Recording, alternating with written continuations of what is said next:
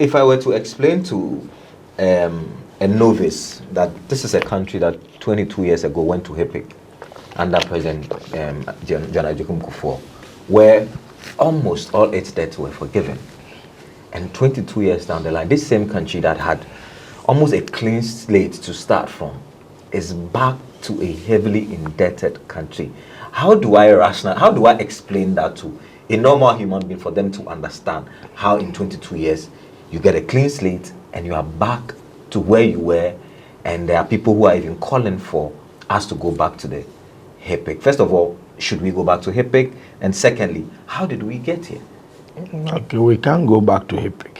I'll take the recent one because okay, that's the earlier one that will come into my memory quick. Okay. We can't go back into HIPC because the type of loans that will call for HIPC is not the type of loans we are holding now. Okay.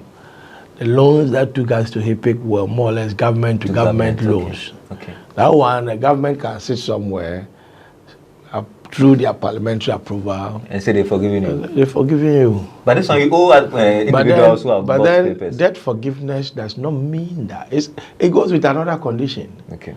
HIPC we went to, it was expected of us, right, that you have been forgiven your debt.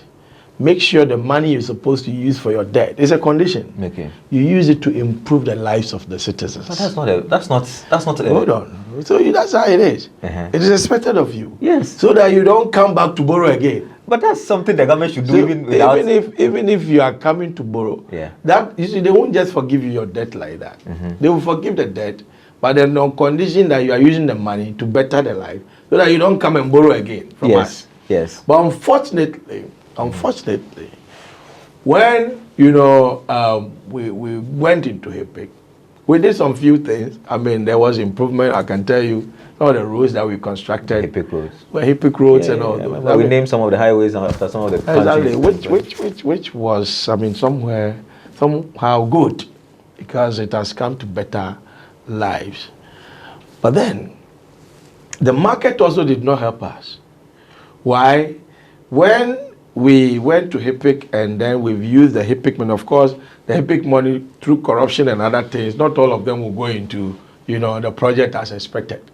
So if you're supposed to pay $2 billion and they tell you that keep the $2 billion, use it to build classrooms, I mean, corruption will eat some of the money and then the rest will go. At least we got something out of it. I won't dispute that.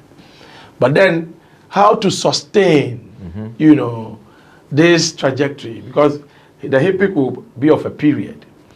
After we went to the HIPC and then, we're talking about 2000 thereabout, and then we just came out from the HIPC, tried to put infrastructure to make the citizens better. Then quickly the Eurobond market surfaced. Okay, because in a normal circumstance, after the HIPC, we were supposed to roll out policies that would sustain, our, dependent on ourselves. So we're not borrowing again. And it's like, we're supposed to roll out policies. And some of them are export-oriented policies. And export-oriented policies will bring you dollars. You see? Because when you go and borrow out there, you bring in dollars, isn't it? Yeah. So at the point in time, we went to the Eurobond market 2007. And that was when most of the African countries that went for the HIPC, also went to that Eurobond market. So we're not fortunate. I would say fortunate. It's the dynamics of the world. We got to a point where, the HIPC came to tame out, the economy. Things were improving, right? So every lender is prepared to lend to us. Then we went to the, the Eurobond market.